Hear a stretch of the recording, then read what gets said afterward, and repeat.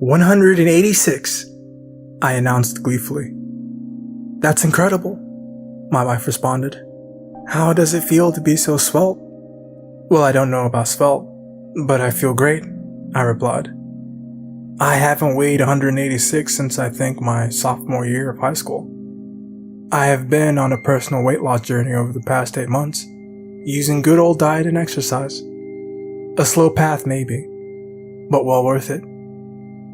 I have a dietitian named Kara, who has really kept me on the right path when it came to eating right, and been on my case the whole way. On top of that, I try to go for at least one walk around my neighborhood a day, and hit the gym when I can. I've even considered joining the recreational soccer league with a couple of my buddies, even though my playing days were long since over. I figured it would be fun to get back out there and kick the ball around a little." "So, are we going to celebrate tonight?" my wife asked.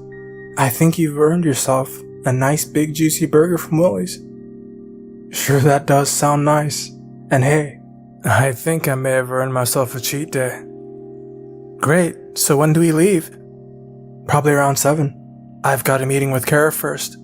In fact, I should be getting going that way pretty soon here," I said. And on that note, I gave my wife a kiss, thanked her for her continued support on my journey, and headed out the door. I arrived at Kara's office around 5, and she welcomed me with a smile. Kara was a young, beautiful professional woman, in her mid-20s, fresh out of grad school, and an absolute wealth of knowledge. If I was 20 years younger, I would have likely found myself smitten with her, and her long, gorgeous brown hair. "You're doing very well, Mr. Boyer," Kara said. "I'm glad to see that you're monitoring your carb intake a lot better now." "Thank you," I said with a grin. Keeping better track of my caloric intake had been the key to my success. Lord knows I love my carbs, but they're no good for me, and I know it. Because as much as I love my breads, I know they aren't all that good for me. You see, when I started this journey, I weighed a whopping 274 pounds. Far too heavy for a guy who only stood about 5'8" on a good day. "How many meals a day are you eating?" she asked. "2, I answered. "And are you making sure to eat twice as many servings of fruit and vegetables as you do meals?" "Trying my best," I said through my wry smile. She looked up from her desk where she'd been writing stuff down. "Let me guess. It's your cheat day today, and you're going out to eat," she said with a cheeky grin on her face. Not sure how she deduced that, but she was right. Like I said, she was sharp. "Yup," I exclaimed. "Where are you going?" she asked, before she went back to writing. "Willie's Burger Shack," I excitedly responded. "Your old favorite, huh?" she replied. "That's true. Willie's was one of my favorite places to go, and definitely something of a guilty pleasure, especially during the years when my weight was out of control. I used the old excuse of it being right by my work, and being hungry and not wanting to cook, to justify my multiple times per week habit of getting their food. Most notably, their 1-pound Big Willie burger. "Well, don't go overboard," she said. "You've been doing so well these past 8 months.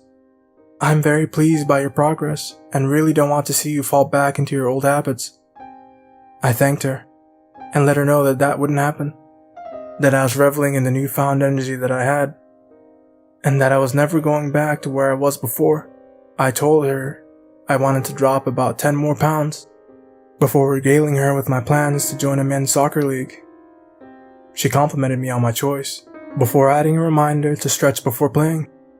Sound advice, I thought, seeing as how the only thing I was used to stretching in recent years was the elastic in my sweatpants. She quickly wrapped up our session, saying that she had to go pick up her son from daycare. She complimented my success one last time, before urging me not to gorge myself at Willie's that night, and to keep up the good work, and then parted ways. But not before she reminded me that I had another appointment with her in 4 weeks. Carr's office was on the northeast side of Chicago, meaning that I had a bit of a drive to my place in Hoffman Estates. But I figured, what's the rush? I've got plenty of time. And Willie's Burger Shack wasn't going anywhere. So I backed out of my parking spot and began to drive home. It was on my drive home that I first took note of the phenomenon that would go on to turn the world upside down in the ensuing months. It was about 15 minutes into my drive when I saw something that defied explanation as I was driving, rocking out to some firehouse from behind a row of houses. I saw a man floating up into the sky. He seemed to be in an utter state of peril.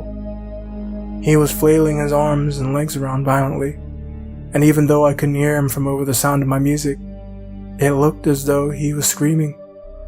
Up and up he went, until I couldn't see him anymore. What had I just witnessed? Was this some kind of magic trick? Or special effect? Were they filming a movie in this area and just didn't warn people? That seems a little irresponsible if so. You'd think they'd alert people to something of that nature, as not to alarm the public of something they might see. The second I got home, I told my wife what I had seen. At that, she appeared very skeptical, and then she gave her rationalization, assuming, as I had, that it may have been a promotional stunt or something for a movie. After mulling it over for a bit, I guess she was right. Besides, there wasn't much of a hullabaloo about it anyway. Surely, if someone had actually floated away, off the face of the earth, there would be news coverage and reports coming out about it, all over the place, right? I shrugged it off, and we got in the car and headed off to Willie's. When we got to Willie's, the hostess asked us how many were in our party. We said 2, and then requested to be waited on by Robbie, a waiter we had become friends with during our time as regular customers. She said that even though he was scheduled to work that night, he had not come in, that no one had been able to get a hold of him, and that he hadn't been heard from in a few days. So, we were sat at our table and waited on by Sarah, a plucky young waitress who I'd never seen there before. She was nice, the food was good, and she got a good tip for her service. More importantly, I exercised some of the best portion control I had in years. I ordered a regular Willie's burger, which I didn't finish, and instead of french fries, I had a cup of vegetable soup. On the way out, I asked a favor of the hostess. I asked her to have John, the owner of Willie's, and also a friend of ours, call me if they heard anything about Robbie. She assured me she'd pass along the note, and that someone would call me if they heard anything. And with that, we left and drove home. The rest of the evening was rather uneventful. My wife and I just headed straight to bed after we got home. We didn't even bother turning on the TV and watching the news or any late night talk shows the way we usually would end our nights. Instead, I just fed some lettuce to our 2 guinea pigs, Teddy and Roosevelt. I then gave them some pets on their snouts, told them they were good piggies, and headed off to bed. The next morning was a different story, however. I walked into the kitchen to see my wife's eyes wide open and glued to the television, with her hand over her mouth. "Morning," I said, as I poured myself a cup of coffee.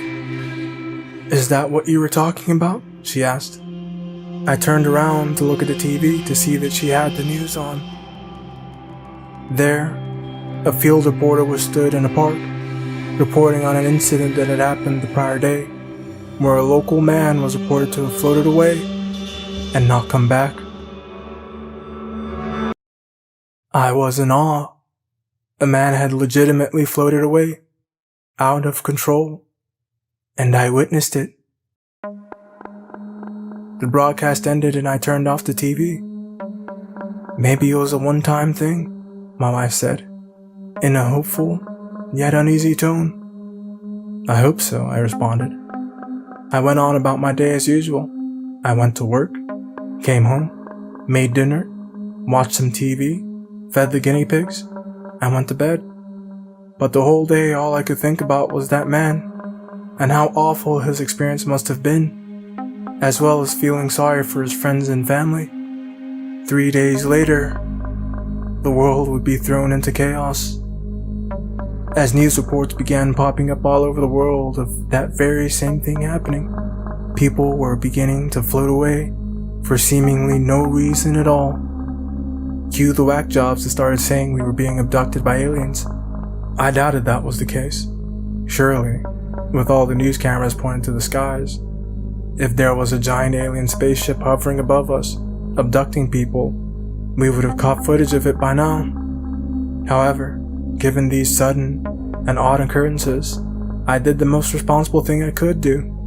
I went out to the hardware store, amidst a crowd of panicked people, many of whom looked to be preparing to batten down the hatches, seemingly fearing an alien invasion. I got what I needed and went home. As soon as I got home, I got the chicken wire that I had just purchased and fastened it over the top of the guinea pig's cage.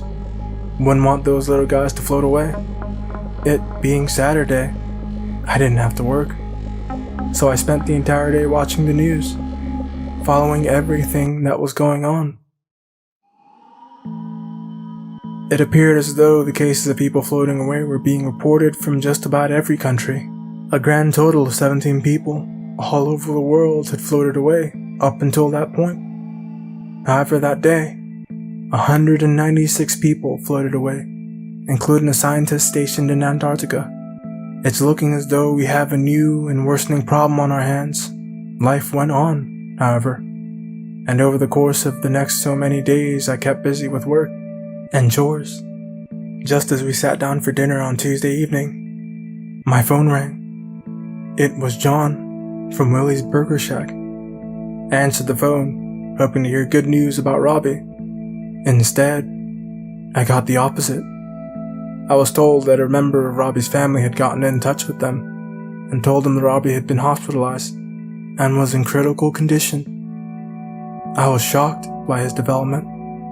I figured at worst he may have moved away on short notice and not told anyone, or something. But not this. When I asked what happened, John said Robbie claimed to have fallen, but that he couldn't quite remember all the details. I thanked him for the update, asked him to continue to update me as he gained new information. He said he would, and we hung up. I told my wife what John had just relayed to me. She was taken aback, and we said a prayer for our friend. Over the next couple of weeks, the news cycle remained the same.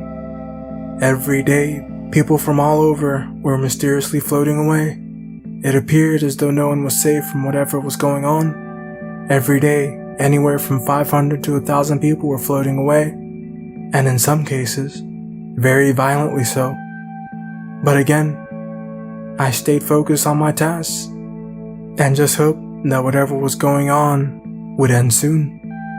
On one particularly informative news broadcast, several scientists were interviewed, claiming that they may have some inkling as to what was going on. The scientists postulated that while they didn't know why it was happening, what was happening was that in certain areas of the world, and at random intervals, the gravitational pull was disappearing, causing anything in the area to float away into space. That's a terrifying thought. To just be walking along and then all of a sudden, there goes the gravity, leaving you completely helpless.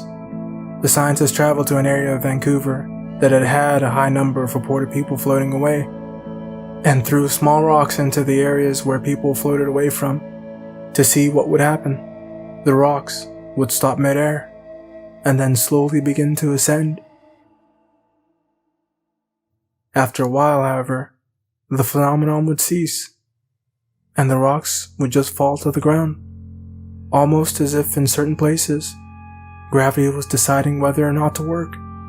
Upon the release of this information, the United States government declared a state of emergency, and the National Guard was deployed all over the country. Not sure what good that was going to do. I mean, what are they gonna do? Shoot gravity into staying put? I was outside watering the garden just a few days later when I heard the most ungodly thud come from next door. It sounded severe and like nothing I could readily describe. That's when I realized neither of us had seen our next door neighbor Ralph in weeks. Ralph was in his 80s and in the early stages of dementia, so he was definitely not someone who should go unsupervised. Unfortunately, most of his family lived in Tennessee, and he rarely had visitors otherwise. So, being the good neighbors we always tried to be, we would check in on him every here and there. But I guess with all the recent commotion, it has slipped our minds. I went over and knocked on the door, calling out his name, but received no answer. I tried to look through the windows, but couldn't see much of anything. It just looked really dirty in there, like Ralph had recently had a multitude of kitchen mishaps all at once. So, I called the police and asked them to do a wellness check on Ralph. About 15 minutes later, I got a call from a number I didn't recognize. I answered the phone anyway, and gave a polite greeting. "Hello," I said. On the other end was a police officer, specifically the one that had done the welfare check on Ralph. He told me he had some grim news. He said that Ralph was dead. When I asked what had happened, he said he couldn't be sure, but that it was the most unusual thing he'd seen in his time on the force. He said that Ralph had appeared to have nailed his feet to the floor, and that the rest of him was splattered on the ceiling directly above, leaving 2 legs cut off at the knee, nailed to the floor. I just about threw up. That was what I saw all over the inside of his house. It was Ralph's remains. That must have been what that sound I heard was.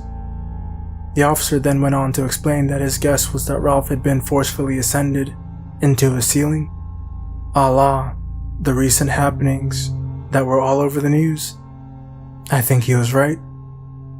I think Ralph reacted to the news by nailing his feet to the floor, and then, when the gravity stopped where he was violently torn at the knees and pulverized into his ceiling. Poor Ralph. I didn't tell my wife about the specifics of what happened to Ralph. I just told her that he had been found dead, likely having passed in his sleep. A reasonably believable story. That evening, I got another call from John. He said that Robbie was now in stable condition and allowed to have visitors. I asked him what hospital and what room number he was in. He said that he was in room 213 at Cambridge Central. On that note, I got in my car and headed to the hospital. I arrived at 7:57 p.m., just barely making it for visiting hours, meaning that I wouldn't have much time to talk to Robbie. I found room 213 and made my way inside. There, sat upright in his bed, watching baseball, was Robbie. He was very happy to see me. I asked him how he was feeling. He said he was doing a lot better than he was 3 weeks ago, and that the doctors and nurses there were basically miracle workers, since he was likely going home the next day. That was great news, I thought. I then asked him what had happened, to which he said he wasn't quite sure, but that he was just walking up the stairs in his townhouse when he suddenly just kinda started slowly levitating off the ground. He said he panicked and started trying to grab onto something, but he couldn't find anything to hold on to. He said he had been in the air for no more than 10 seconds or so, when he suddenly came crashing back down to earth and down his stairs, and that from there, everything went black, and the next thing he remembers was waking up in an intubated state at the hospital. I asked him when this happened, and he said it happened on June 10th. That was 3 days prior to when I saw that guy floating away on the way back from Kara's office. Before I could ask any more questions, a nurse came in to inform me that visiting hours were over and that I needed to start making my way towards the exit. I thanked Robbie and wished him well Before I left, I drove home in complete silence to give myself the optimum environment to process what I just heard. If the scientists are correct, and gravity is just ceasing to exist in certain areas, then is it too far outside the realm of possibility to posit that maybe it started off weak, as in slightly lifting people off the ground for a short amount of time and then dropping them, and over time got stronger and stronger, like what we've seen with people floating away forever, and in the case of Ralph, being thrust into the air with an apparently extreme degree of lethal force. Sleep was not easily achieved that night. I had gone to bed with a lot weighing heavily on my mind before, but never anything like this.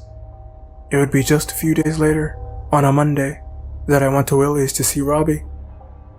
On his first day back to work, while he waited on me, I asked him more about his experience and if he thinks it was part of this whole thing that was going on with these drops in gravitational activity.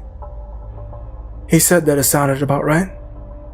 All I could see was the situation becoming more and more dire. It seemed like it was only a matter of time before it would get us all. I mean, how could you avoid it? If you can't see it, I still held out hope that it would just up and stop, and things would go back to normal. I ordered a Big Willie burger, figuring it could prove to be my last meal. A morose thought, yes, but a sadly realistic one. I finished up my burger, thanked Robbie for his service, let him know how happy I was that he was back, and left him a nice tip. After that, I headed out to see Kara. It had been almost a month, and it was time for my next appointment with her. On a more positive note, my weight loss had been going well. I was sticking to my plan of eating less and adding regular exercise to my weekly routine. Practice for my recreational soccer league had been going well, and with our first game being in a week, best of all, I was down 6 pounds since the last time I saw Kara. Although, that burger probably didn't help my cause. It was on the way to her office that I heard a chilling news report on the radio. The newsman said that now, an excess of 10,000 people were floating away each day. He said the scientists believed that the zero gravity phenomenon, or ZGP, areas were becoming more and more common, and significantly more powerful. I turned off the radio, not wanting to hear anything more about it. I arrived at 6:30 to see Kara waiting for me outside her office. She was looking good as always, wearing a harbor blue dress and dark teal high heels. We went inside, where Kara had me take a seat, and we went through the usual stuff. I told her about my recent successes, and how I was down 6 pounds. She once again congratulated me, before making mention of how close I was to my target weight. I felt incredible in that moment. Unfortunately, however, just like last time, she had to cut the meeting short. She told me to keep up the good work, and that soon I wouldn't have to see her anymore. I thanked her for all she had done for me over the preceding 8 months. She assured me that she was just doing her job, that it was her pleasure, and that she enjoyed working with clients like me, who really take the dietary advice she gives and plans she makes seriously. After that, we walked out of her office together. She locked up and we left the building. We walked out to the parking lot. "I look forward to seeing you in 4 weeks," she said. I smiled and told her that I looked forward to it too, seeing as how it would likely be my last appointment with her. While I would miss seeing her, I was elated with all the progress I had made in getting my weight down, and there was no going back now. At that, we parted ways and walked to our cars. Not long after, I would witness the most heartrending event I would ever encounter. It all started with a scream that still haunts me. When I turned around, I saw Kara starting to float away. I thought to run over to her and try to save her, before remembering that if I were to do that, I would likely be swept up too. So, there I stood, helplessly watching her float away, higher and higher, kicking and screaming all the way. There was nothing either of us could do, It didn't take long for her to float away to a point where she was so high up that I could no longer see her. After she had been out of sight for a couple of seconds, I was just standing there on the pavement, looking up at the sky with a mixture of sadness and disbelief. Her high heels came crashing down beside me. After that, I just walked away, got in my car and drove home. When I got home, I sat in my driveway for a couple of hours, crying over the loss of Kara. It hurt thinking that such a good person like her, who likely added years onto my life, as well as the lives of many others, lost her life in the process of helping me. I went for a walk that night, looking up at the stars and marveling at how beautiful the night sky was. By the time I got home, it was almost 11. My wife had gone to bed, and I just sat on the couch. I turned on the TV to watch the nightly news. In addition to the day's goings-on, came the nightly recap of all those that had floated away. That day's total was 12,886. It had just kinda become part of life that people were going to float away, like balloons, at random and with no control. The new term that had been coined for these people was the Ascended. If there were a more haunting term for them, then I surely could not have come up with it. That night's broadcast had offered something new, however, something I wish I had not seen, something that made me wish I had just gone to bed. For the first time since the whole thing had started, we got a view from above, as we got a live feed from the International Space Station. And oh my god, the video showed bodies hanging motionless in orbit above the Earth. The heavens were littered with the bodies of men, women, and even children. Animals had ascended as well. No doubt some people's beloved pets were up there too. I looked over at Teddy and Roosevelt and smiled, knowing that my little fur potatoes were safe. The most shocking thing I saw on the live feed, however, was that there was an entire city bus full of people up there, in what was now dubbed the Astral Graveyard, and it was by far and away the most morbid thing I had ever seen. Even if this were all to stop tonight, there will always be tens of thousands of human corpses, hanging lifelessly over Earth for all eternity, looking down on us, with their final terrified expressions frozen on their faces. True nightmare fuel if there ever was any. That was last night. I am writing this now because I feel as though my time may be short. It could be today, tomorrow, next week, or even years down the line, for all I know. I just think it's a matter of time before I too ascend. Because you see, I was out watering the garden again today, trying to take my mind off things, and I noticed that not all the water that came out the hose made it to the ground.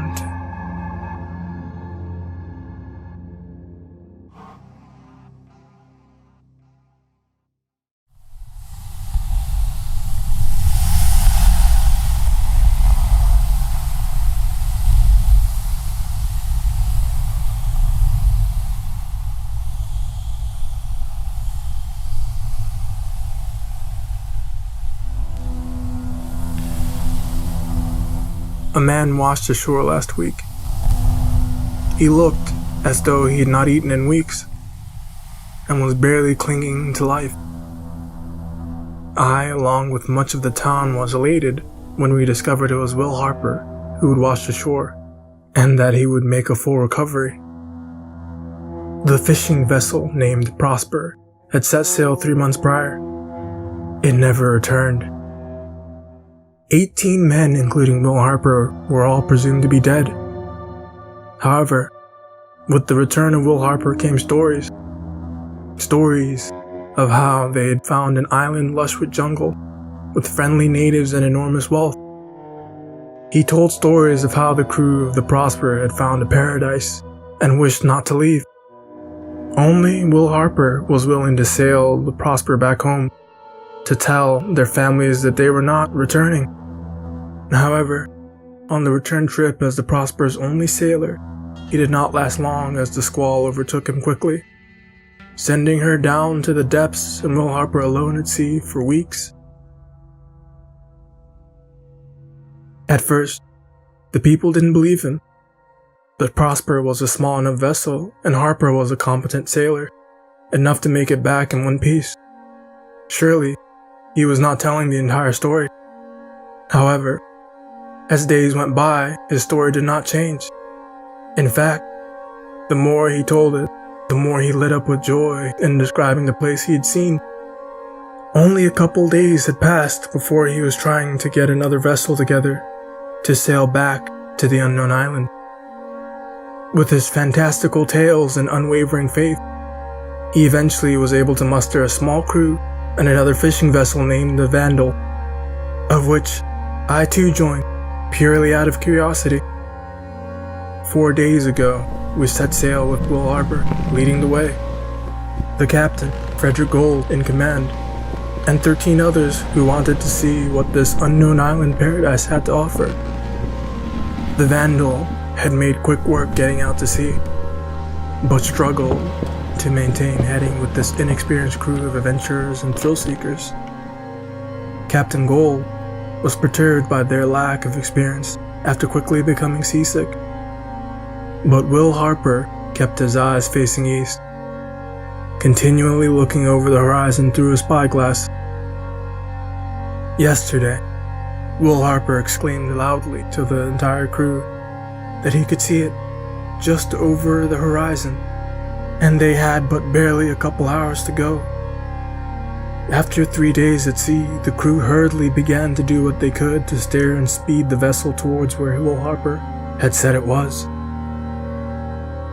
After an hour, we began to see something breaking through the horizon. We all smiled at one another as we continued to sail. As we got closer, the shape of the horizon got bigger. As the shape of the horizon got bigger, our excitement grew bolder. As our excitement grew bolder, we looked at the shape harder. When we looked at the shape harder, we saw the lie. The shape that had grown out of the horizon was not a lush island, as Will Harper had said, but a jagged outcropping of rocks breaking the surface of the sea. Before we had time to correct our course, the wind began to pick up, filling the sail and pushing us towards the outcropping. Trim the sail! Make haste! That's when I heard it. Man the sails! Over the cursing at Will Harper, over the commands being yelled by Captain Gold, over the gusts of wind, I heard it. I heard a melody pierce through the air and into my soul, a soft lullaby that filled my heart with peace I had never once felt before. All at once, every sound faded away. I know not if it was due to being filled with the melody, or if it was because the others began to feel it too. As the Vandal approached the outcropping, I saw them. Maidens swimming in the sea along the rocks.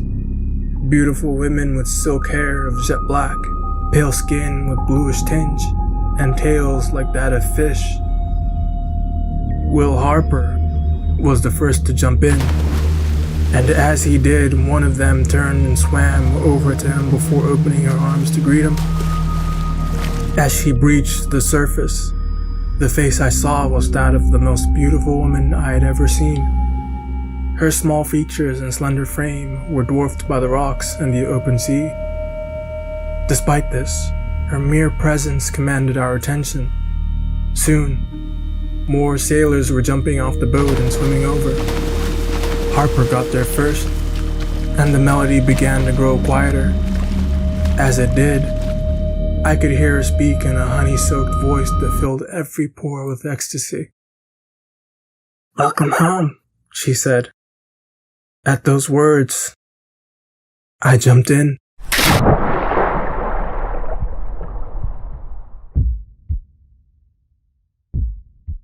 As I jumped off the bow, I could see more of the women circling the other sailors, their melodies joining that of the first, filling the air with a cacophony of song.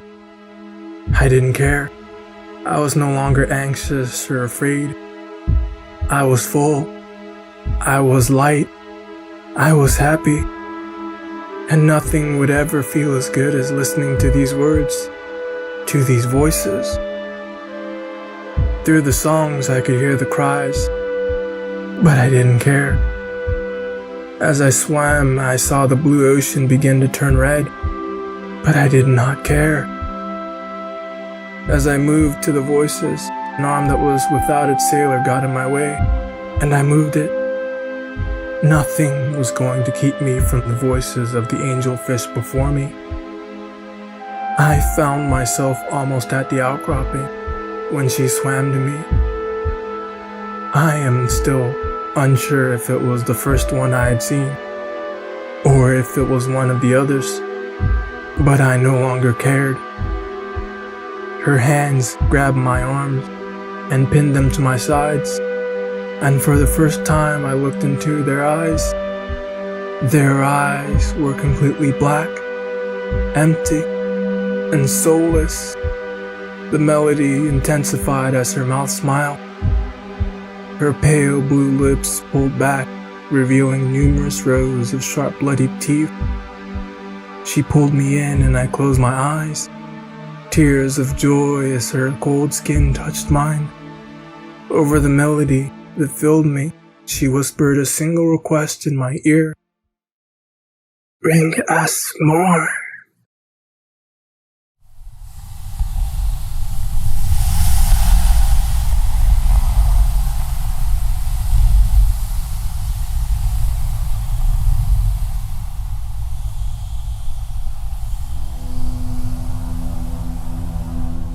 Today, I woke up on the shore.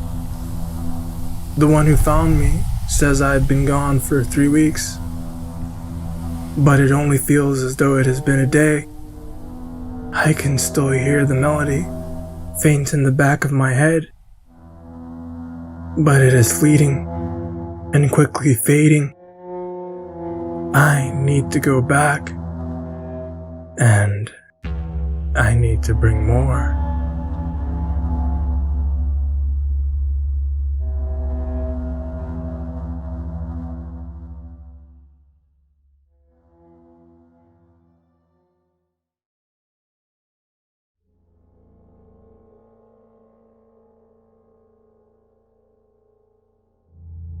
It started about a week after the first snowstorm of the winter season. I go to a private university in the Midwest. I won't name the school or the state for obvious reasons, mainly because I don't want to get in any sort of trouble.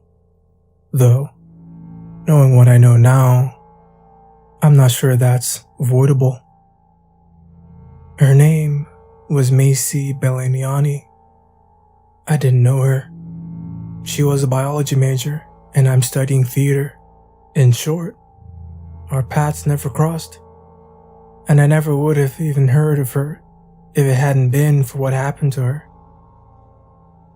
Her body was found on a residential road, underneath a tree. A couple of students had stumbled upon it on their way to class that morning. The scene was horrific, and while the police tried to keep everything under wraps, there was only so much they could do. Word got out quickly from people who had been there, seen her. Her chest had been opened, not ripped or torn, but opened, carefully and with precision. From there, her attacker had hollowed out her abdominal cavity. Everything had been taken. Just thinking about it makes me wince. Where she was found, I walked that road every morning to get to my first class of the day.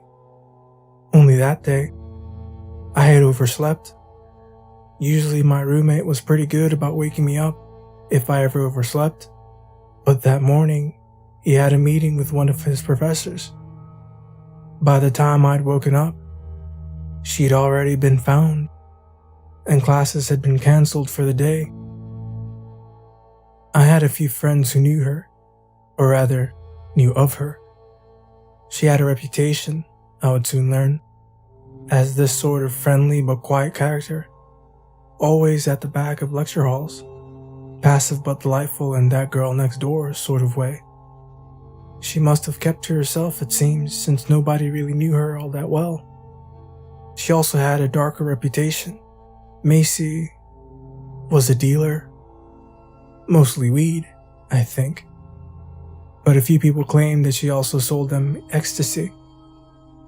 She was also a user, but of much stronger things. Heroin, or at least that's what the rumors said. She wore all black most of the time, mainly hoodies and sweatshirts, even on days when the weather was warmer. Call it human nature, but I think people always assumed she was hiding something under those long sleeves. Long story short, as horrible as it was, people came to their own conclusions about Macy's death. The old combination of a drug deal gone wrong and wrong place, wrong time permeated the gossip chatter of our intimate dormitories. I know it sounded terrible, but we are college students. We already have so much going on. We like thrills and movie nights and drinks with friends and whatever's good and full of dopamine. The last thing we wanted to think about was this terrible thing that happened to this nice girl. So we stopped talking about it, and soon enough people began to move on. That's when they found the second body. Her name was Grace Kassler. Her body was found 3 weeks later at a playground 4 minutes from campus. Her chest cavity had been carefully opened, her internal organs removed and taken from the scene. What was different this time was that her head was missing. Again, I hadn't seen it or found her or anything, but I had read about it and heard about it from friends.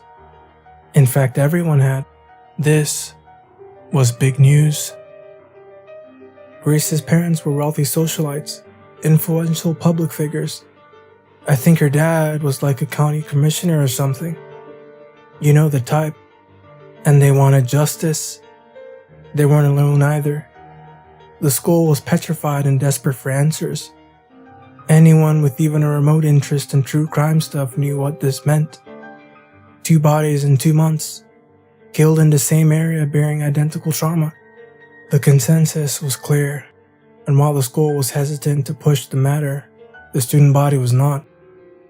We were being hunted by a serial killer. Grace's parents decided to sponsor a huge memorial ceremony that the school put up. At first, it was just for Grace.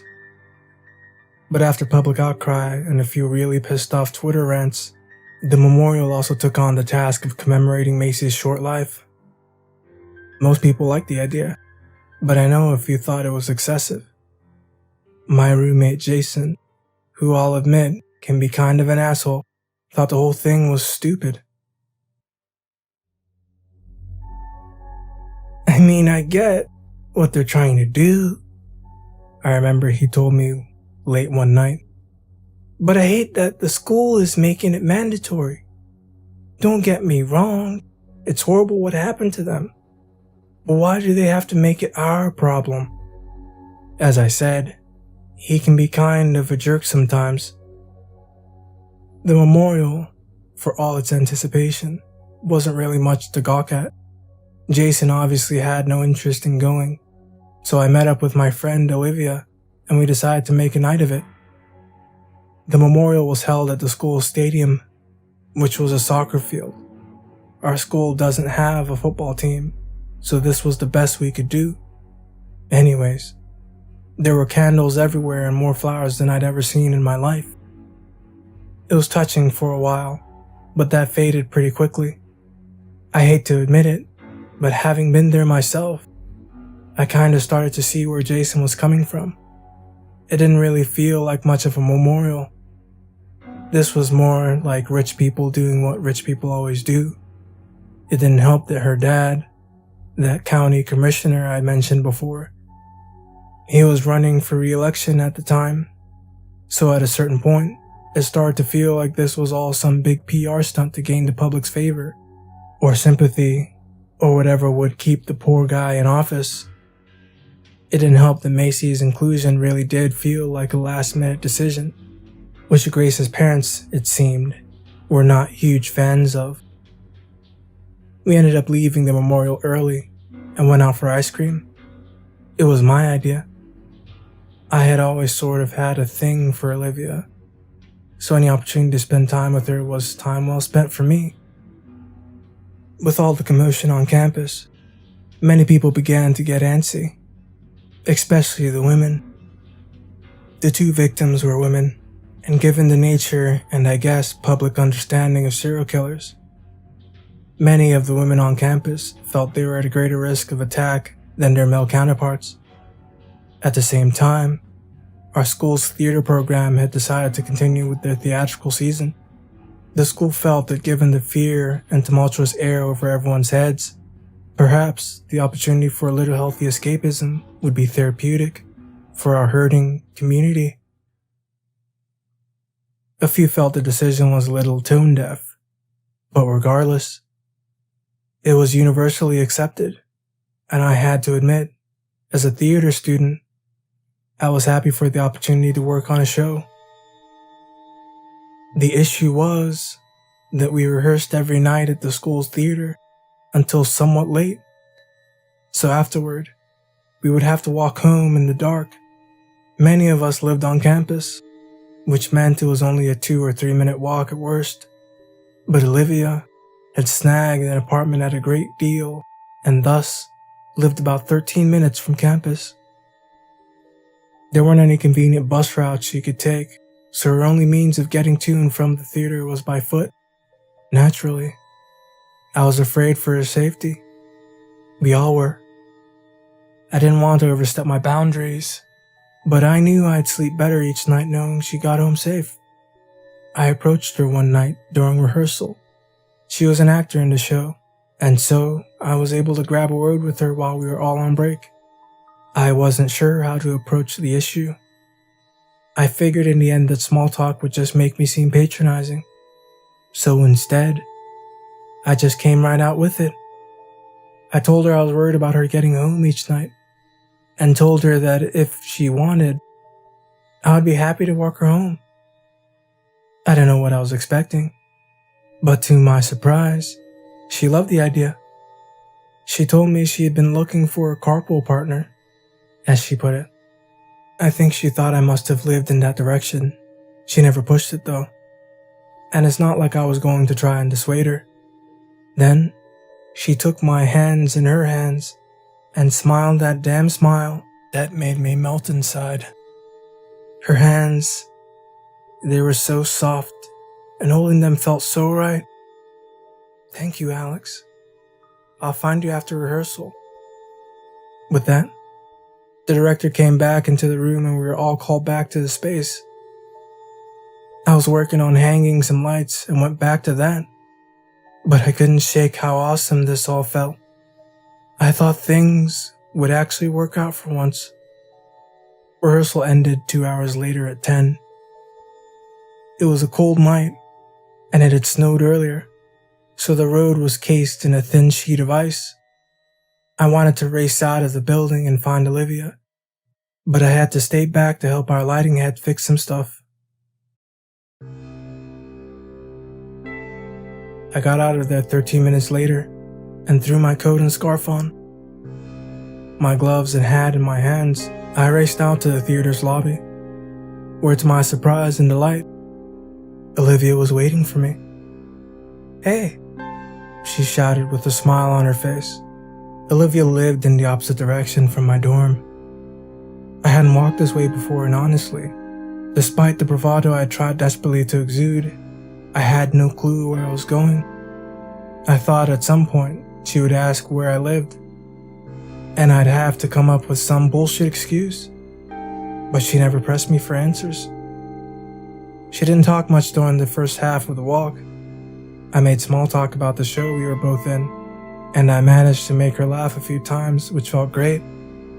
Then, about halfway, or what felt like halfway to her house, she reached out and took my hand.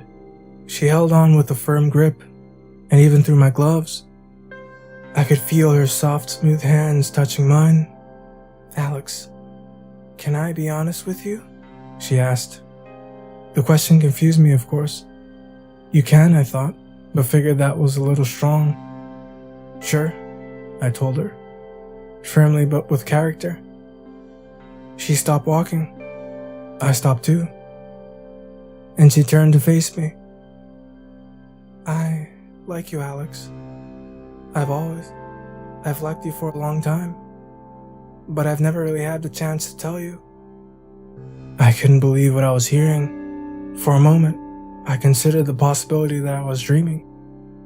But after noticing a woman in the distance, walking our way, I figured that was too specific a detail to be all in my head. "Olivia," I started. "This is crazy, but I like you too, and I have for a really long time." It sounded better in my head, but it got the point across. Then she leaned over and kissed me, passionately. This was my first kiss. It was insane. I felt like I was living in a movie. Our lips parted briefly, and I wasn't sure what to think. I saw in my peripheral that the woman from before was close by now, and I moved to the side to make room for her to pass. "I just feel like I should be honest with you," Olivia continued. It was an odd way of phrasing it. "Felt, you mean?" I joked. She smiled and then turned. "Excuse me," she said. It wasn't to me. She had stopped and asked the woman who, by this point, was right in front of us. "Sorry," the woman responded. I noticed now she had earbuds in, and she reached up to remove them, in hopes of hearing what had been asked of her. She never did. With one swift motion, Olivia reached over and broke her neck.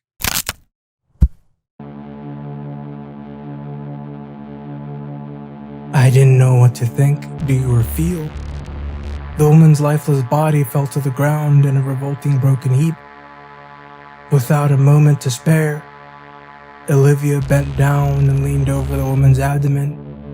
That's when I noticed the claws. Olivia's fingers, the same fingers which moments ago were interlocked with my own, now had vicious knife-like fingernails protruding from their tips, with that smile still painted on her face. She pierced the woman's chest with her nails and slowly began to cut. She moved her fingernails in a surgical manner, being sure to be neat, and peeled the skin back, creating an opening in the woman's belly. In the cold night air, I could feel her fleeting body heat radiating from the freshly formed hole in her chest. Then, Olivia reached both of her hands inside and pulled out the woman's intestines. She took them up in her hands, and I watched in horror as her jaw opened wider than I'd ever known possible. It looked like a snake, unhinging its jaw to eat an egg. She placed a heaping mound of organ tissue into her elongated mouth, and then closed it, returning it to its normal size. Then she reached in again, retrieving another heap of organs and repeating the process. I watched. I didn't know what else to do. At first, I silently prayed that someone would come, that someone would see what was happening, and call the police, so I could be saved from this unfolding horror. But then, after considering how easily Olivia had dispatched of the last one, I prayed instead that no one would hear and come to investigate. I prayed that no one else would fall victim to this inhumane terror. As I stood there, contemplating these prayers, I noticed something. Each time Olivia removed her hands from the woman's chest, the blood which sat upon them seemed to trickle off like water over oil. It never stuck to her skin, It never stained her hands.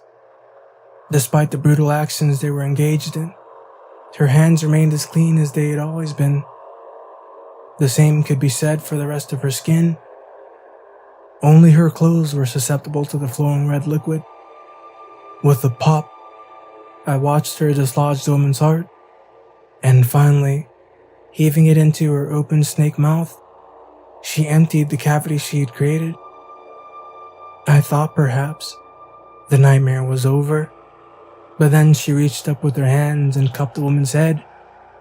Repositioning her head to be over the woman's, she quickly unhinged her jaw once more and slowly swallowed the woman's head whole. When her mouth had covered everything up to the neck, a sickening sound was produced as she swiftly decapitated the body with her teeth, which I now saw were jagged and razor-like. She swallowed the head in a matter of seconds before wiping her lips and standing again to face me. That smile, that damn smile that used to make me melt, it was still painted across her face. It never left her lips. The whole time she was on the ground feeding. "What's wrong?" she asked. Her tone was pathetic. She seemed more frightened by my disgust than I was by her actions. It was as if she truly could not place the origin of my discomfort. I fell back, horrified. "What are you?" She looked taken aback. For a moment the smile faded. I thought in an instant I would be next. Then, the smile returned as quickly as it had left. "Well, I guess I'm your serial killer." She said it as if it was a joke. And as she said it, she began to giggle, then chuckle, then laugh. She found it hysterical. "Come on, big guy," she said. "You still have to walk me home." We got to her apartment about 5 minutes later. I don't remember anything during the rest of the walk. I was in shock. I didn't know what to do. When we reached her home, she turned again to face me. "Alex, you're covered in blood." I looked down at myself. I hadn't noticed it before, but she was right. My clothes were stained. It looked bad. I'm fine," I said. I was so far gone at this point. In the pale moonlight, I barely noticed it. Her hands, her clean hands. She didn't have fingerprints. I woke up the next morning in her house, in her bed. My arm was draped over her body. We were both unclothed, but I had no memory of how I found myself in this position. I got out of the bed without waking her and moved about the room, finding my clothes. When I was dressed and found my backpack, I prepared to walk out the front door. As I was leaving, I heard her calling from her bedroom. "Alex? Where are you going?" I didn't answer. I got back to my dorm around noon. Jason was sitting in there with the blinds drawn playing video games. "Dude, you look like shit." The comment scared me for a moment. I had forgotten about the blood. I looked down at myself but noticed that my clothes seemed completely clean. She must have washed them, I thought. "I had a rough night," was the only explanation I gave Jason before collapsing on my bed for the next 6 hours. When I woke up later that night, I had multiple texts from Olivia. She wanted to know where I was, if I was okay, if I was safe. She apologized for what had happened the night before, but I still wasn't sure even what had happened. My clothes were clean. I had just dreamed it. Some friends of mine had told me Olivia was into LSD. I wondered if maybe this was all the result of a bad trip. They found the woman's body later that day, and social media lit up. The serial killer had struck again. I hadn't answered any of Olivia's texts. She keeps sending them, and she seems genuinely apologetic. But I mean, what am I supposed to do? How am I supposed to respond to this? What the hell is going on? I thought about going to the cops, but with what? What do I even have to give them? What did I even see? I don't know what to do. I haven't left my room for the past week. I keep emailing my professors and telling them I'm sick, but I'm not sure how much longer that will work. I had to tell someone. I had to. So I did. I told Jason. Just now, not 20 minutes ago. He didn't know what to think. He told me I need to relax and take a deep breath. I told him my theory about the acid trip, and he figured that was the most logical answer. He could tell I was really shaken up, so he offered to talk to Olivia for me. He's a really nice guy like that, and a really good friend. It's a really nice thing for him to do. It's funny though. I don't remember them being friends. I guess he's just trying to help. Who knows, maybe this might all blow over in the end. I'm trying to think positively. Anyways, I'm thinking I should get some sleep. I don't want to freak myself out. I don't think the drugs have left my system yet, 'cause I'm still seeing things. I'm sure I just need rest. But I could have sworn when he was talking to me, when he grabbed my shoulder with his smooth hands and told me everything was going to be okay, I caught a glimpse of Jason's hands, and I could have sworn he had no fingerprints.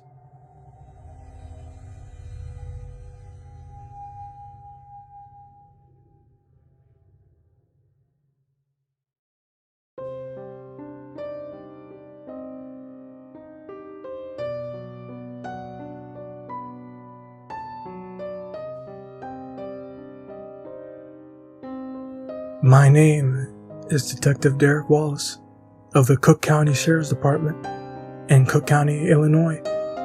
And for the last 2.5 months, I've been assigned to one of the most brutal and confounding cases that I have seen in my time as an investigator. Admittedly, I haven't been a detective quite as long as some of my colleagues, but I highly doubt anything that comes along the rest of my career will ever top this. It all started on a relatively normal Thursday evening. I was sat in my office getting ready to go home when there came a knock at my door. I got up and went to open it, only to be greeted by Captain Woods, an older, balding man who had a glum look on his face. I inquired as to what was wrong. He didn't answer. He just handed me a case file and walked away without saying a word. Strange. I get that Captain Woods wasn't a big talker, but that was unusual, even for him. I wondered what could have possibly been in that file that had him so dour and flustered. I sat back down at my desk, lamenting that whatever may be in this folder was likely going to keep me at the office even longer, and would just delay me further from going home and seeing my beautiful wife, Mallory. When I opened the file, I was greeted with some of the most vile and obscene pictures and information that I'd ever come across in my 15 years on the force. First, I read the initial police report describing a crime scene in which the body of an older man labeled John Doe was found in an alley between 2 apartment complexes with noted facial trauma. Nothing too unusual so far. I mean, I've dealt with plenty of murder cases and seen some pretty grisly stuff, but this went well beyond anything I'd ever experienced. Paperclipped to the back of the folder were several photographs, exhibiting some of the most unsettling brutality I could have imagined. The body in question was laid on his side, fully dressed, but the man had no face. Now when I say he had no face, I don't mean that his face was so badly beaten that he was unrecognizable. He literally had no face, as in it had been removed, not with any degree of surgical precision or anything. It appeared to have been completely sawn off, bisected from ear to ear. So there I was, sat at my desk on a Thursday evening, gazing into the inside of a man's skull, I had to fight back the urge to vomit with all my might. No wonder it was a John Doe case, I thought. It's kind of hard to identify a person when they don't have a face. I got very little sleep that night. It was extremely hard to fall asleep, knowing that someone who could do that to another human being was out there, roaming free. Over the course of the next 6 weeks, several cases came across my desk that followed the same pattern. First was a woman who appeared to be in her 20s, found beside a dumpster outside of Evanston, face seemingly axed clean off. Just like the first case, she too was left without a discernible identity. Next came a very confounding case. This time, an elderly woman was found dead in her bed, in her nursing home, with her face cut completely off. When I went to the nursing home to investigate, I asked if the woman had had any visitors that day, but the nurse at the front desk told me that she hadn't, or that at least no one had signed in to visit her. One positive thing that came from it, however, was an identification. The victim was 89-year-old Mildred Harmon, but without any positive IDs on the previous two victims, it was impossible to establish if there was any link between the victims. The fourth victim was a homeless man whose body was found in an abandoned warehouse in Chicago. While I haven't dealt with too many cases involving homeless people, I will say they are generally hard to identify under ideal circumstances, what with them generally having very few close social ties and family and all. However, this likely rules out the victims being related. They just seem too random and spread out. The final two victims were a couple, found in a car still strapped into the front seats in the parking lot of a strip mall in Schaumburg. We ran the license plate on the car, and it came back registered to a man named Eugene Lewis. Could that have been the man in the car? Hard to say, without a face. However, when we looked into Mr. Lewis, we didn't find a record of him being married.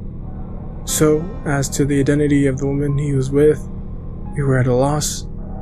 With one ID and a good solid lead, we looked into any possible relation between Mildred Harmon and Eugene Lewis. But there was none. They were just two random victims. It was after this discovery that we went to the newspaper and made our findings public. At first, it seemed better to keep this quiet, but now, it seemed to be getting serious. We warned the citizens of the greater Chicago area to be on the lookout for any suspicious activity relating to these attacks. Without knowing exactly what the murder weapon was, we advised people to remain vigilant for anybody possessing or wielding any type of sharp object akin to an axe or a saw blade of any sort. We concluded a press release with a plea for citizens to call our office with any tips or information they had that may lead to an arrest in the case. It was a little over a month before anything came up again. In that time period, no other bodies were covered with missing faces. Figured our press release may have scared off whoever was doing this. Unfortunately, just as before, I was prepared to go home for the evening when my phone rang. On the other end was a woman who sounded a mixture of concerned and uncertain. She told me that her son and one of his friends were out riding their bikes around, admittedly trespassing on some land they figured they probably shouldn't be on. I honestly couldn't care less about some minor trespassing by some boys, when we had a possible serial killer on the loose.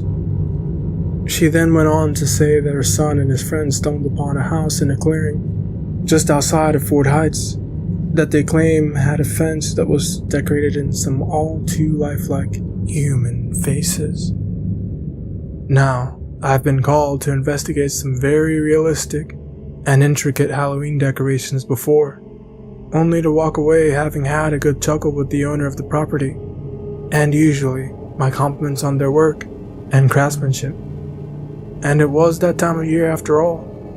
But given recent events, I decided to head down that way and see what there was to see. I asked the woman exactly where the house was. She said that her son had told her that it was just beyond the clearing behind a neighborhood on the east side of the town. So, I packed up my stuff, got in my car, and headed out. It took about an hour and 20 minutes to find the place. What I saw that night was by far and away the most horrendously morbid thing I have ever seen in my time as a detective. I approached the front gate only to see real human faces adorning the spikes of the gate, like some kind of sick ornamentation. The faces were in various states of wilted decay, but they were mostly very well preserved, almost frighteningly so. But there they were.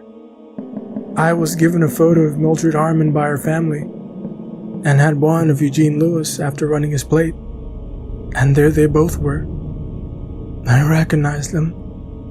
There was Mildred's gentle face upon this person's fence, and just a few spikes over was Eugene. Next to him was the face of a woman. I could guess it was the woman that was found in the car next to him, but no telling. Next, I went up to the house, armed with my gun, expecting the absolute worst.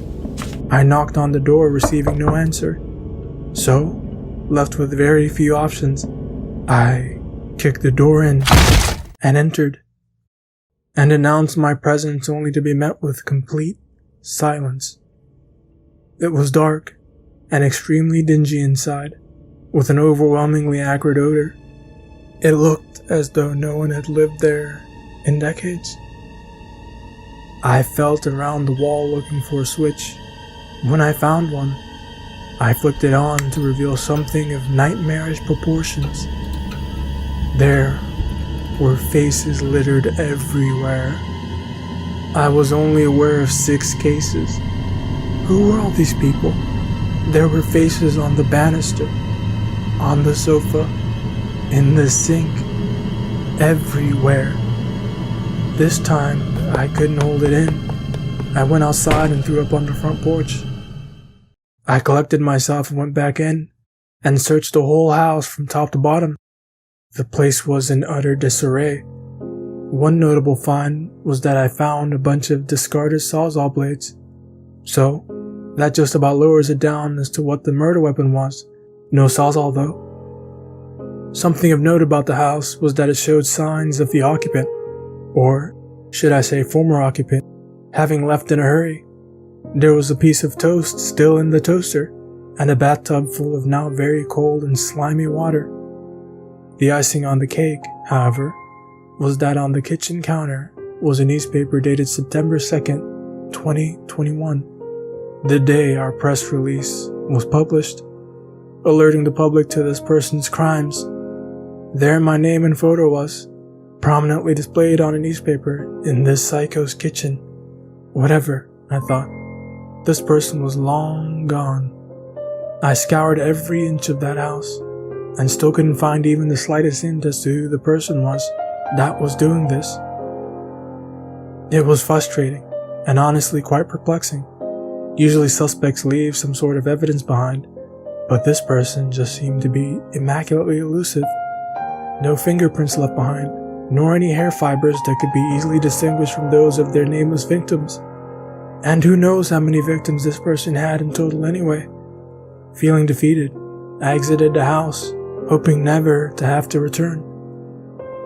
As I left, I called my findings in to Captain Woods.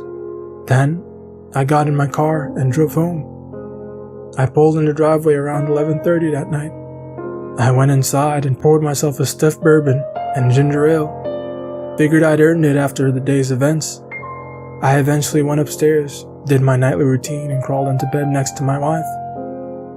Mallory must have had an exhausting day because she was totally conked out. I'm talking no movement at all. Oh well, I figure I'll tell her all about it tomorrow morning.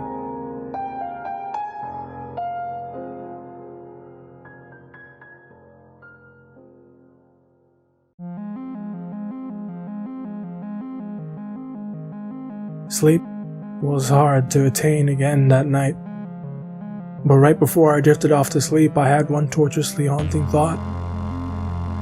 Despite all the faceless corpses that were found, and the faces that were found to match them, we still had no case.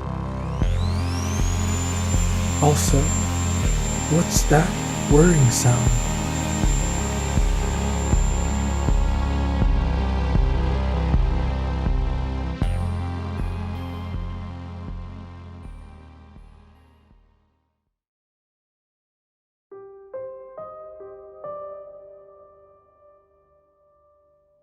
I found a tree in my backyard.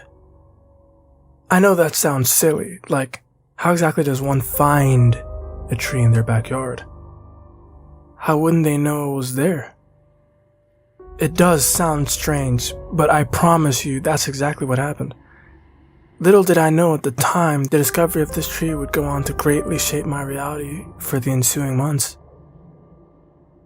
I live on an acre and a half of land in a particularly arboreous area of West Virginia. So, the random addition of another tree was probably something that would have gone largely unnoticed. But I noticed. Not because I knew my property like the back of my hand or anything like that. It was more so that the tree had a striking appearance, not like any tree I had ever seen before. For starters, it wasn't an overly tall tree. I would guess no more than 20, maybe 25 feet high.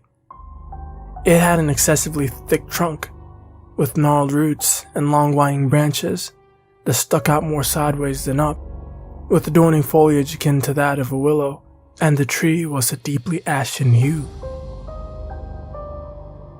I woke up the morning of January 14th, 2020, to see it standing amidst the other, frost-covered, leaf-bearing trees that had took up residence on my property.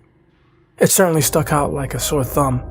Not knowing what else to do, I placed a call to the Department of Natural Resources. Figured it couldn't hurt, and if anyone could tell me anything about this tree, it would be them. The lady on the other end of the phone sounded rather confused as to my query about the mysterious tree in my backyard, almost as if she thought I was some sort of prankster who was just pulling her leg for her laugh. I assured her I was serious, and that it was in fact not a joke.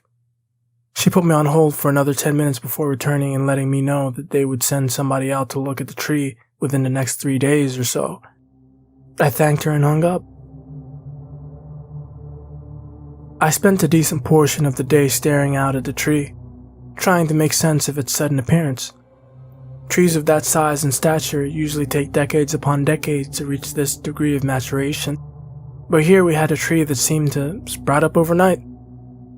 That night, and for several nights thereafter, I would hear a howling, tempestuous wind coming from the east that was sometimes accompanied by resonant, nondescript phonations. At first, it was a bit tough to sleep through, but I got used to it rather quick. 3 days later, a man named Russ, who worked for the DNR, came to my house to inspect the tree. He asked me where the tree was, and I showed him to the backyard and pointed it out. He pulled out a pen and a clipboard and walked up to the tree.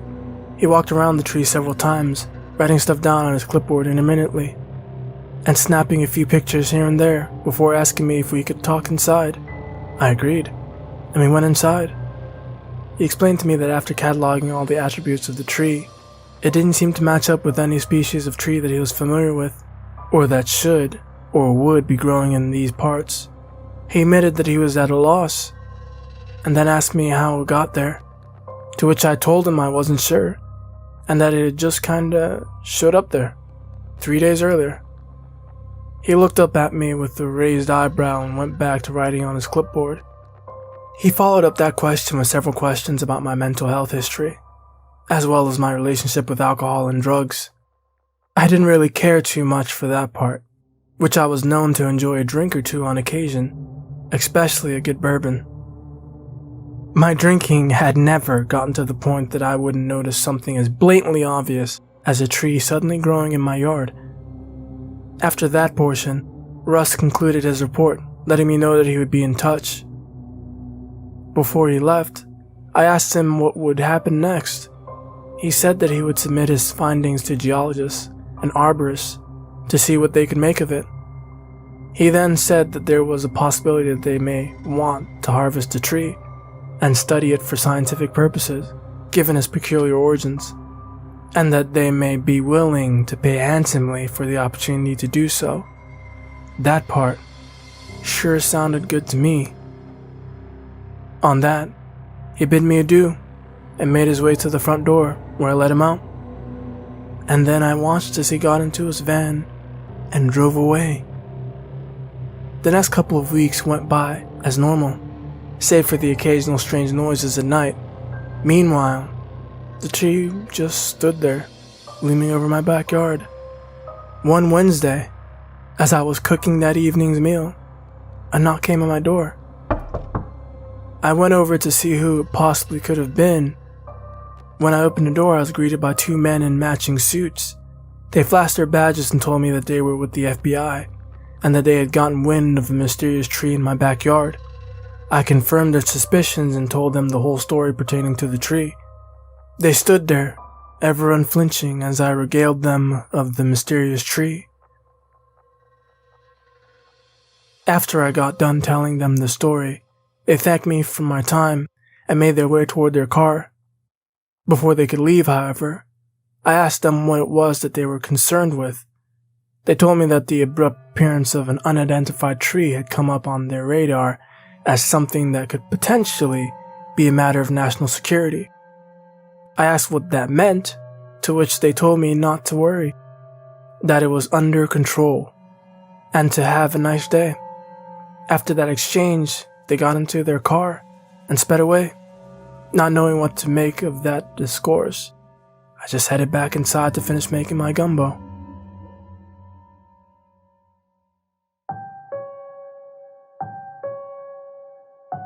A little over half an hour after the FBI agents left, there came yet another knock on my door. Who could it be this time? I thought to myself. I got up from eating my supper and went to see who it was.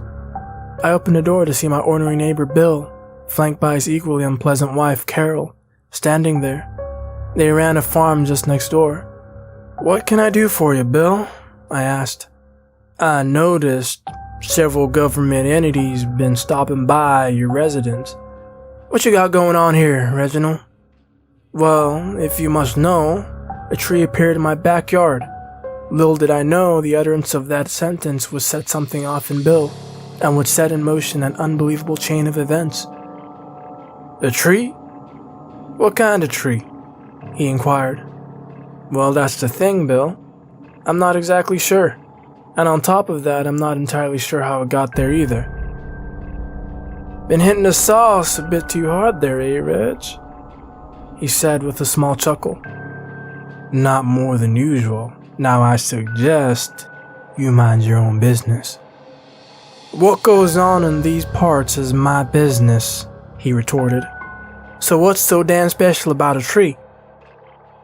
"Well, given that it's currently unidentified, it may be extremely rare, or even one of a kind. The guy from the DNR said it could be worth a bit of money. Now, if you would kindly show yourself off my porch." At that, Bill's ears perked up. "Money, you say?" he said, before a sly grin grew across his face. "Well, I'll be seeing you around, Reg," he said with a nod, before he and Carol made their egress off my front porch, and I went back inside to enjoy my evening in peace.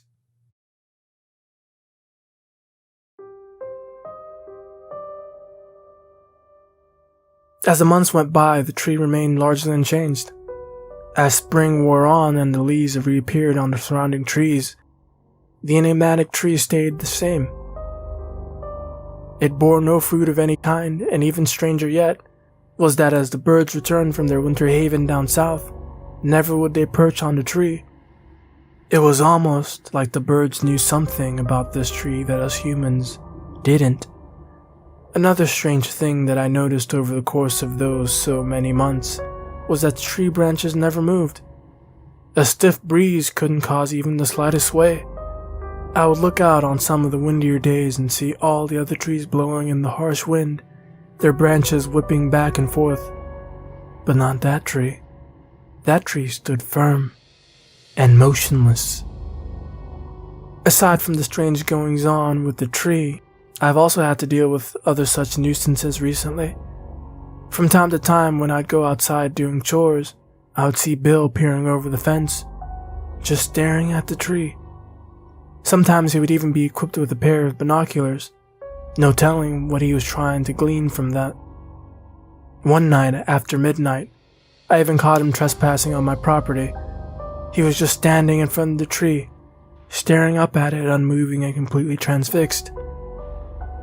I loaded my shotgun and went outside and chased him away, yelling at him to get, and letting him know that if I caught him on my property again, that I wouldn't hesitate to call the authorities. The crazy fool was off his rocker, and he had seemingly become obsessed with the tree. As strange as Bill had been acting, it was around early June that I encountered just about the oddest event yet, since the tree's arrival. I was out chopping wood in the backyard when I noticed a caterpillar making its way towards me, just inching along the ground. I bent over to pick him up and move him to the garden. After placing the caterpillar in a bed of marigolds, I turned around to see what must have been hundreds of caterpillars coming towards me in what I imagine was about as herd of fashion as caterpillars could go. They all made their way past me into my garden and other shrubs. I may not know a whole lot about the migratory patterns of common caterpillar, but it appeared to me that they were all inching away from that tree. I had never seen such a sight in all my life. A couple days after the incident with the caterpillars, as I was sat on my couch watching TV, there came a knock at my door. I turned the TV off, got up, and made my way towards the door. I opened it to see two people in white lab coats standing there. One was an older gentleman with gray hair, black thick-rimmed glasses, and a very serious demeanor.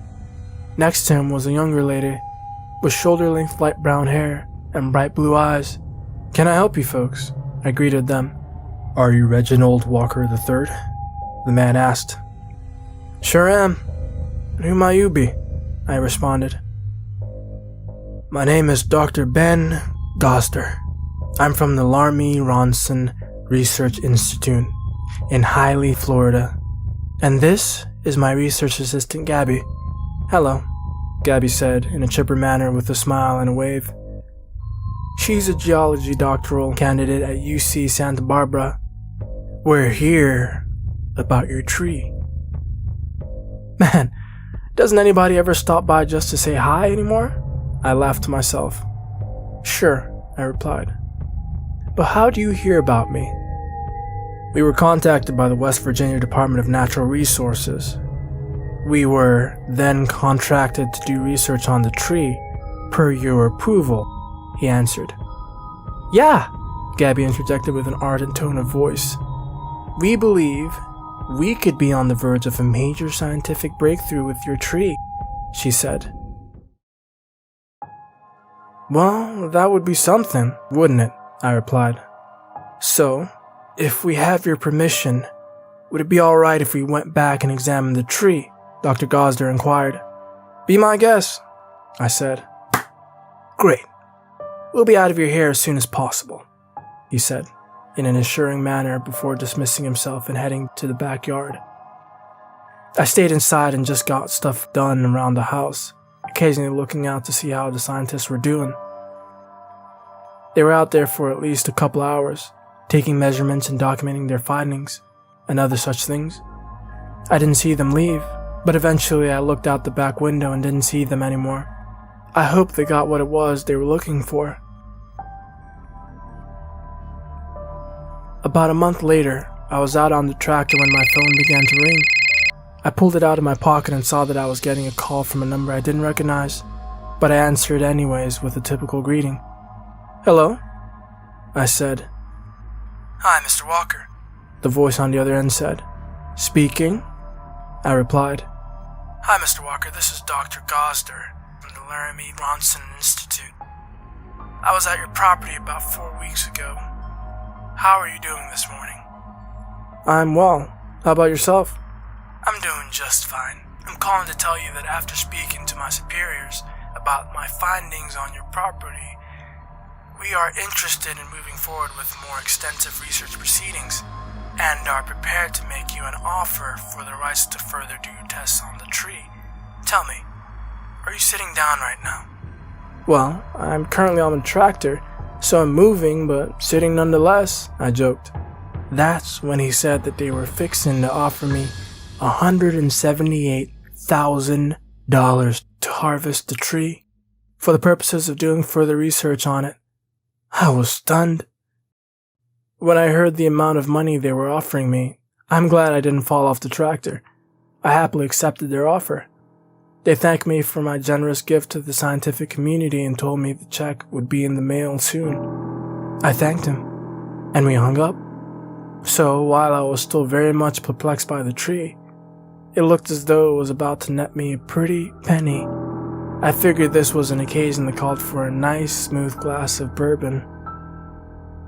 With it being a small town and all, word traveled fast of my impending capital gain, and in no more than 3 days after getting the offer, lo and behold, it was front page news. There plastered across the front page in bold lettering, where everyone across the county could see it, was the news of the sale.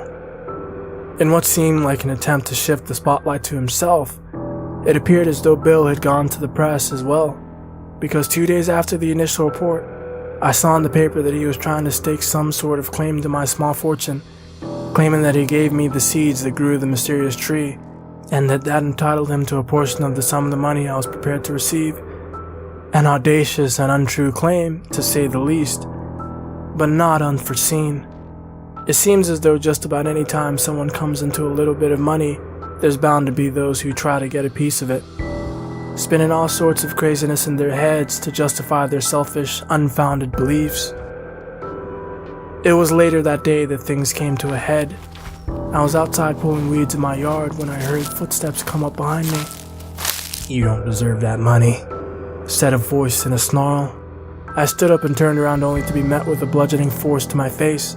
I fell to the ground immediately in severe pain, seeing stars. I looked up to see Bill and Carol standing there. Bill was stood there with a crazed look in his eyes and holding a chainsaw, that being what he appeared to have struck me with. "No, sir, you don't. My farm's been floundering for years, and you just luck into some fancy tree. Well, I'm not having none of that," he hissed sharply. "If I can't has that good fortune you got from this tree, then you can't neither." With that, he and Carol left me, heading further back into my backyard. Still being woozy from the blow I took to the head, there wasn't much I could do. Bill and Carol made their way over to the tree. When they made it to the base of the tree, Bill fired up the chainsaw. A palpable wave of dread washed over me, and I felt utterly helpless. Bill let out a primal holler before ramming the chainsaw into the trunk of the tree. He sawed away for a few seconds before pulling the chainsaw away from the tree. It appeared as though he hadn't even made a dent in the tree. "What in the..." he said aloud with a degree of confusion in his voice before going back to sawing at the trunk. Just then, a mighty stern gust of wind came, knocking Bill and Carol to the ground and knocking the chainsaw out of Bill's hands. "What kind of god-forsaken tree is this?" Bill exclaimed. "Well, I got something else for you," he said, with a wicked look on his face.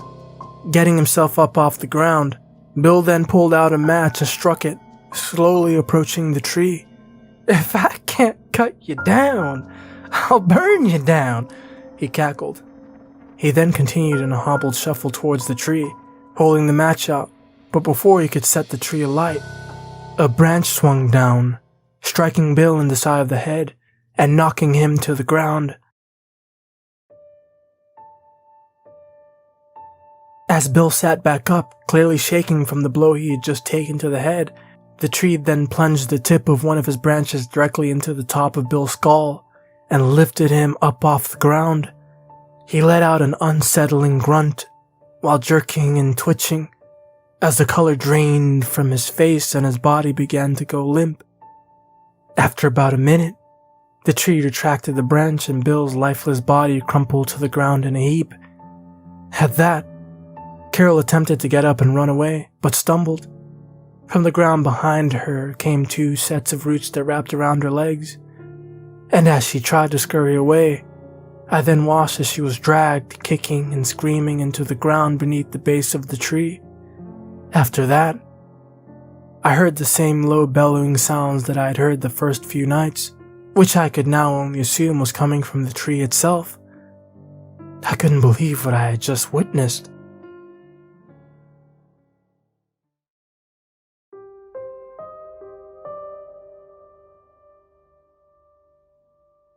After several more minutes and after getting my wits about me, I got up and I collected myself. I went back inside and laid down on the couch. Figured some rest was certainly in order after all the night's commotion. On the morning of January 14th, 2020, I woke up to see a tree I didn't recognize in my backyard. But now, I'm starting to think it may not be a tree.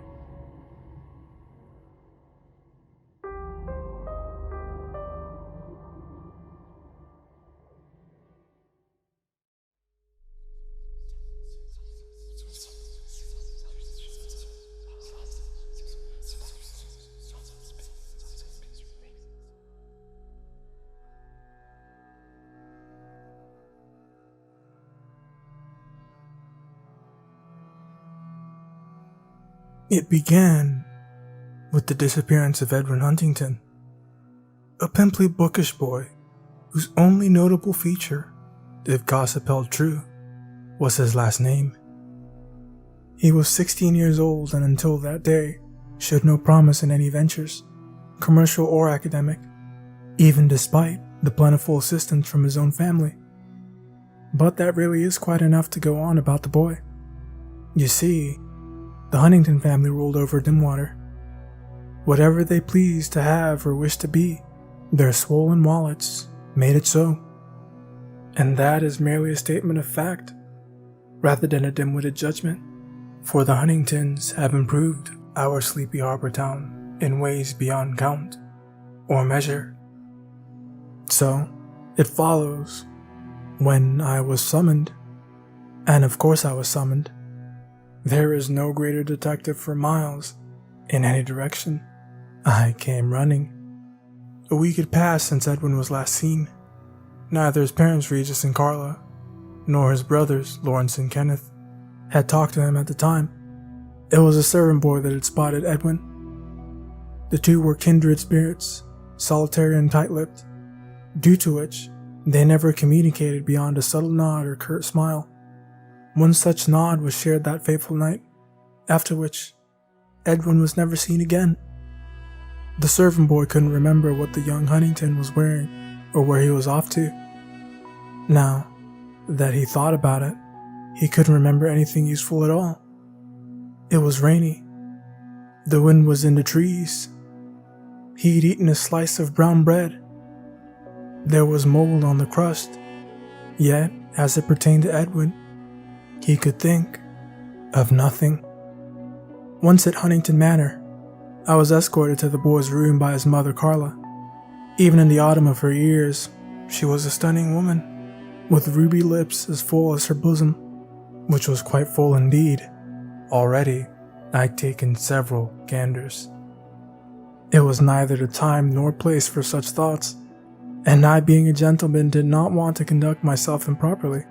However, rumors had reached my ears about the loveless nature of the Huntingtons' relationship, and I had only just lost my wife to illness 4 months prior. Carla was alone in her marriage, and I was alone without my own. Though I suppose we were each alone in our own manner, so the matter was neither here nor there. As we progressed through the sprawling estate, whose halls were surprisingly dim and dusty, Carla shared all significant details of her youngest and least favorite child. There wasn't much. That is, he did say something of a lighthouse guiding him to safe shores, and the call of women in the sea. But the darling Carla dismissed it as the melodramatic ravings of a sexually frustrated boy, who, unlike his brothers, had never learned the importance of duty or responsibility. This was a rebellion, and some deluded dream of sexual exploration, no doubt, she said. He was off somewhere with his nose up some tavern girl's skirts. The idea was not entirely improbable or unpleasant. Yet, as if in the same breath, Carla recalled how Edwin was a pious boy whose only friend was God himself. Most nights he lay awake for hours, praying and reading of the Lord's mysteries. Once, perhaps a year ago, or was it 2, they sent him to the Dimwater Library to study their collection of religious texts. He returned home with the veritable tower of books. Since then, they assumed, though they surely had never asked, he was in the process of reading through the vast hoard. Thus, I had a confused image of the missing boy. According to his mother, Edwin was a devout Christian, and a sexually frustrated fiend in the midst of rebellion. An odd description, though not so uncommon as you would think, even among the clergy. Edwin's room was bare but for the heaps of books that crowded his desk, white walls, fogged windows, and films of dust. That was the lonesome dwelling he called home. The large, vacuous chamber was also situated far away from the rest of the manor's inhabitants. I suppose the boy felt abandoned and outcast. Judging by the thickness of the dust, even the cleaners didn't pass that way. Centered on the desk, next to a rusted inkwell, was a leather-bound book. His diary, Clara said with a dismissive wave of her hand. She must have seen him with it before. Have you read it? I asked. No, I'm afraid I didn't bother, she said. She batted her eyelashes at me. I presumed to leave that to the professional, and leave she did. It seemed her curiosity and concern were muted at best. If this was how Edwin's parents related to him, I felt for the boy. To her credit, however, the boy's diary was a sleep-inducing stream of melodramatic drivel. Dimwater is a prison, the first page read. There is no more company in Huntington Manor than at the bay before the boundless salted sea. I have no companion, no lover, no hand to hold, no arms to embrace. Every day passes empty and quiet. I pocketed the journal. Sooner or later, I would have to read the diary in its entirety, but I was not currently in the mood to read someone else's troubles. I had my own. Reading about another's problems didn't distract from my own. Rather, I felt them double in weight. No, a better distraction was the looming wall of literature Edwin had amassed in his dusty chamber. To my surprise, only a few of the books pertained to religion, and what religion it was I could not say. The entire collection was a trove of occult wisdom. I remember such titles as Morello's History of the Supernatural, The Veiled Ladies Beyond, and the Daemon's Grimoire. In all the margins, Edwin had scrawled frantic notes, arcane symbols, and images of bulging eyes behind stretched skulls. More by chance than intention, I scanned some of the words within those dusty tomes and felt shivers roil in my spine. Then, in that cold, isolated chamber, I heard a voice, a woman's voice. "Are you alone?" it said. "I can fix that." The voice was clear and quiet, as though whispered just behind me, yet it echoed as well, as if sounding from some far-off place, beyond reach or sight. "Clara?" I said, whirling around. "Lady Huntington?" But there was no one there. I chuckled to myself. It was a noticeably nervous chuckle, if anyone was there to notice, that is. My mind was playing tricks on me. It yearned for company and crafted its own. Nothing more, nothing less. Speaking of which, I wondered where the young Edwin had chosen to find company. At the time, I still entertained Miss Huntington's theory that the boy had run in search of a peasant's skirts.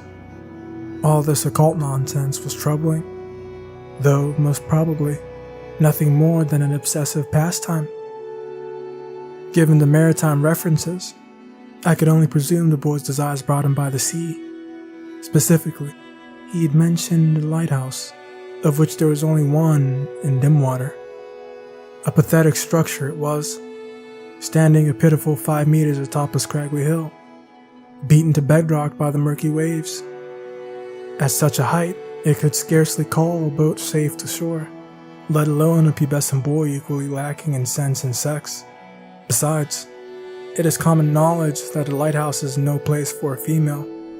While a boy might revel in the pleasures of booze and salt-soaked labor, there is nothing there to attract the gentler sex, as it were. It may even be considered dangerous as a young lady to fraternize with such rugged folk, those drunken keepers of the light. That is all to say, I had little hope for finding my missing person among our own folk. Edwin had departed Dimwater to see what else the world could offer. After all, he had mentioned women in the sea. Women, plural.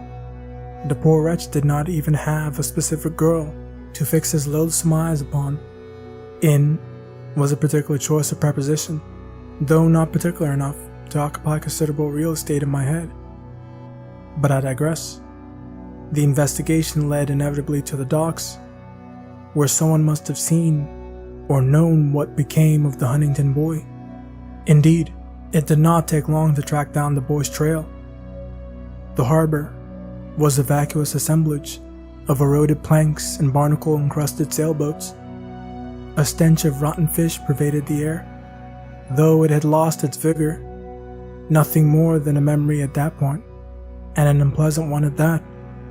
Though I was glad to sense some substance, good or bad, in an otherwise empty environment. Almost without notice, the fishing industry had died in Dimwater. I remember running down the docks as a boy, sifting through the day's catches, curious to find the most freakish of all the creatures the ocean had to offer. And then, as a man watching the ships set to sea with my dearly departed. Already, I could scarcely recall the sweetness of her voice and the softness of her lips. Perhaps she was just a dream I had dreamt on my own. In a hut by one of the only boats in port, I found a pair of men toking on a pipe. Their teeth were few and yellow, and one had a crazed look in his eyes as though age had begun to addle his mind. I could only scarcely say he was present in the room. The other man, a weathered fellow with a bushy beard and aware enough at least to acknowledge me with a nod of his head. "I'm looking for someone, a boy," I said. "Aye, the Huntington mob," the bearded man said. "Figured someone would come by." He took a long drag of his pipe and coughed up a puff of blackish smoke. "You've seen him?" I said. He nodded. "Where is he?" The bearded sailor kicked his colleague to elicit a reaction, but to no avail. He was unresponsive. With a grumble, the bearded sailor spoke in his stead. "He's been like this ever since. The kid came looking for a boat to some island out in the sea. There's nothing out there, we told him. Not but the waves. But he waved around some money, so we saw no sense in arguing. Had some X marked on his map. Eddie took him out there." "Why did he want to go there? Did he mention some woman?" I asked. "That he did. But there wasn't no woman out there," the sailor said. "Eddie came back claiming unseen things dragged the boat against the current. Silhouettes roiled in the deep. Storm winds and fog blanketed the inky waters. There was a stench of bilge and bile." Still silent, the other sailor started to tremble. His eyes darted up and down and around.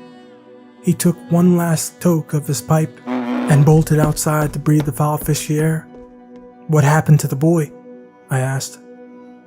"Believe it or not, there was an island out there, just a flat patch of land amid the waves. But the boy babbled about ladies in the mists and the lighthouse. A lighthouse. It was just as Carla had said. Aye. He said a lighthouse was out there, but Eddie swears there was nothing. No houses or town or even a hut. But Eddie had no intention to see the island closer. Whatever lurked in those cursed waters wanted them to go there, he said. Eddie pulled the boat back, but the boy, he goes out swimming, and that's the last we saw of him. So he's still on the island.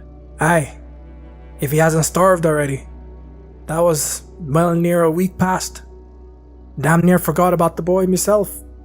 After what Eddie saw, we both tried to. By this point I wanted to forget as well.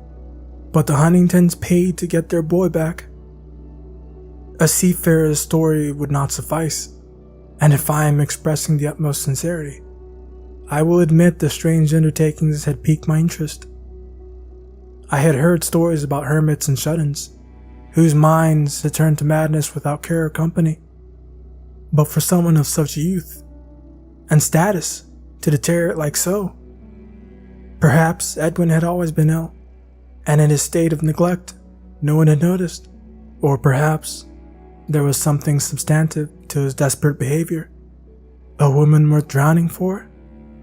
A home worth running from? Something more? Standing on the docks, I heard a whisper on the wind, one of the feminine variety. It was breathy and quiet, so only the most focused of ears could hear. Yet it was of a caring and kind quality, the likes of which aroused undeniable desire and longing.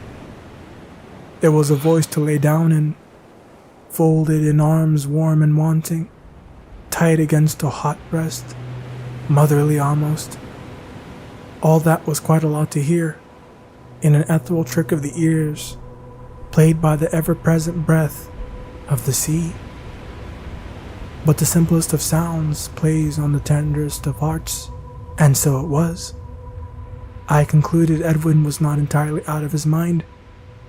I need to see this island, I told the sailor, his furrow-browed and wrinkled.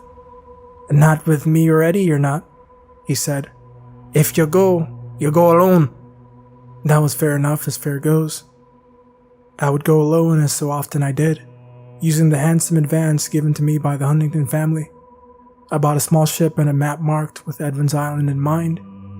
My father, a crabber, had taught me how to handle myself on the sea.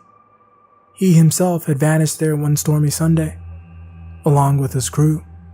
It was a fate that awaited most seafarers so long as they kept the career. Nonetheless, he was gone enough as it was, so mother had already grown accustomed to the widow's life. And, on the point I was coming to, I had learned enough from the man to hold my own that day. In my humblest of opinions, the sea is a lonesome expanse. Despite the words of poets and romantics, there is naught but water for miles in all directions. Once you drift far enough, it is all you see. No land or birds or beast, just the surf and its mind-numbing babble. Men had lost themselves to less. While the wind held steady and the course held firm, I took the time to read more of the boy's diary. The shift from melodrama to madness was a subtle one, though not lacking in a logic of sorts. That is to say, I sympathized with Edwin. I saw how the tense turnings of his isolated mind could twist into the beliefs they were forming. It was a warning for me, and for many, how simply insanity could drift, one left to wander astray. In the first pages, I saw the ramblings of a boy, bereft of love and a life worth living. Somewhere along the way, however, his writings turned for the stranger. The more I pore over the tomes of old, he wrote, the more the veils of reality peel back. Unseen paths and hidden beacons point the way to the ladies of the mist, in whose embrace no longer will I feel so. A fog rolled in, but the ship was steady for a time. I read further. Something prickled inside me, a formless shaping of something higher, but my eyes are not enlightened enough to open. Whispers I hear from beyond the seams that bind us, but there is more to learn before the way is free, and I will find it there, where the lighthouse beckons. Something shifted inside me, something that can only be described by means of comparison rather than by language itself. It was like skin peeling from weathered limbs. I was breaking free from a shell I never knew I had. Something in the sensation sparked pleasure, but it was washed away swiftly by a rush of fear. It was not only me that changed, but the waters as well. The sky had darkened, and the waves were tossed. The puny boat that I had purchased was bowed against the frothing waves. At once, I felt so small and insignificant amid that great and powerful ocean, helpless even. Yet, I could not turn back, for beyond the curtains of fog I spied an island. I prayed only that my puny vessel could carry me to shore. As if in irritated reply to my prayers, something jostled the boat. And I do mean something, because I could not think of any specific terminology to describe what I saw beneath the waves. They were shadows of a formless sort, a displacement of light without body or weight, silhouettes as the sailor had described. What matterless beings they were that lurked in the depths, I could not ponder. They would not give me the time or breath. The creatures, whatever they were, knocked against my pathetic vessel. Borne atop the waves, they bashed into the hull, tipping it over with ease. I feared for my life, not at least because of the perilous sea. The inky black shapes circled around me with predatory intent, though I could see no jaws or fins or tail. I was as good as blind in a lion's den, waiting for the teeth to tear my flesh. Instead, however, I felt hands, gentle but firm, buoy me above the sea foam, pushing me as if in suggestion, though I doubt my choice was considered, carried like a child through the billowing fog. I saw a pearly structure bare its fiery head against the twilight sky. A lighthouse at no less than 100 meters tall. It was not the sort of building one could miss even at first glance. Also perplexing, as the silhouettes ferried me to safe shores. The island itself was approaching. I had little frame of reference to verify this was the case. Nonetheless, I was certain the island was calling me, and I was calling it. To my momentary relief, the formless shadows dropped me off on the island's rocky coast. I say momentary, because I realized there was no further means for me to return to Dimwater. Even if I found Edwin on the island, I could not hope to bring him home. Moreover, I made the grave mistake of looking back. Where once I saw shadows wade through the sea, I saw then an ebony hand of gargantuan proportions slip below the surface.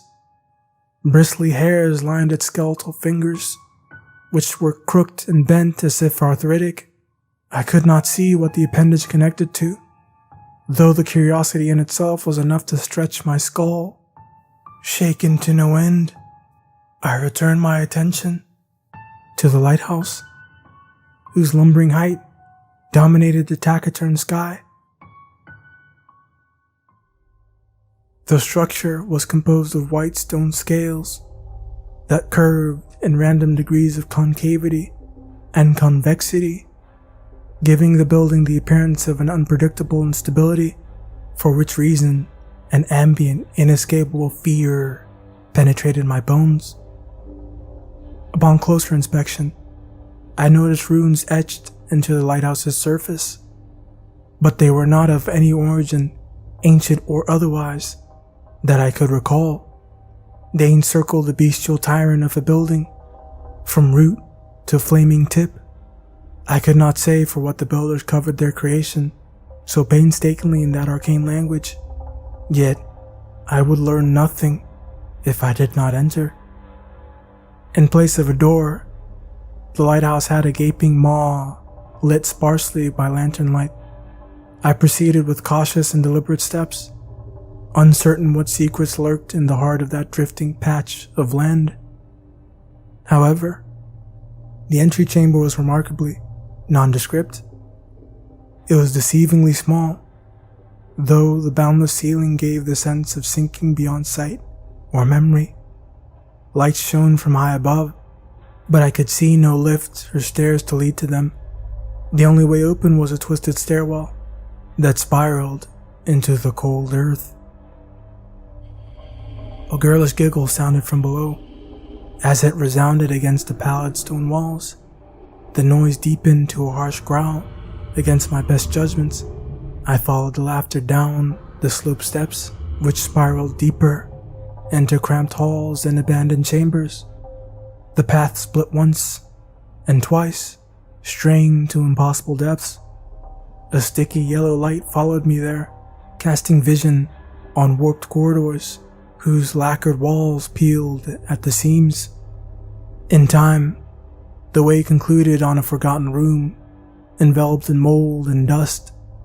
At the far end of the chamber was a coarse slab of rock, and atop it, an inkwell. I called for Edwin. I called for anyone, yet there was no reply. I was alone. I approached the slab which rested the well of ink. For the time being, it was the strongest hint of human occupancy I had come across. A coagulated crust covered the reservoir of ink, so I knew it had been some time since the substance's use. In addition, I saw no papers anywhere near. Carved into the rocky surface, however, was a whole story like the Greek friezes of classical antiquity. The scenes showed a man with his back turned to a trio of women. Their faces were shrouded, and his was wrought with misery. The ladies reached out, and the man lifted his head to hear. Books surrounded him, and scrolls sat at his feet. He pored through them until each was open and unfurled. Only then did the man see the ladies and enter into their embrace. Above the carving, though I had not seen it before, was a sequence of slanted sentences. I read them aloud even as my voice trembled in my throat. Lonely eyes seek but cannot find. To their cries they hearken, and in literature learn. Enlightened then, the doors will open, and worlds reveal, where never again will they lonesome feel. Dizzy-eyed, I peeled my sight from the carved slab. There upon the walls, where nothing before was seen, hasty words were smeared in ink. My eyes are open. There is no way back. I whirled around. Every surface was marked black in warning. The worlds are open. Mine is shut. And on the ceiling, alone I wish I was. Out of the corner of my eye, for a second so brief it well have been a trick of the mind, I noticed a figure in the doorway. It watched me with unblinking eyes, pink and protruding like swollen pustules. The creature slipped away as soon as I turned. The last I saw of it were 3 gargantuan hands, which tenderly clung to the doorway with 7 willowy nails. No inch of my personage lacked in the overwhelming sensation of dread and horror that struck me then. My throat could not even mutter a word of distress before I backed myself into the corner, cowering against those inked walls whose despairing warnings had come far too late. I wondered what lurked in that lighthouse and when it might return. Due to the latter concern, I watched the door and waited for immeasurable amounts of time until courage surfaced from the unknown depths of my heart. Ever so slowly I crept out of the chamber and into the hall. Small, curious creatures crawled across the walls. They resembled sea cucumbers of a deep, crimson hue, with short tentacles at the end of their bodies. They used these slick appendages to pull themselves along, and also it appeared to look around, for when I passed by, they bent towards me like flowers to the sun.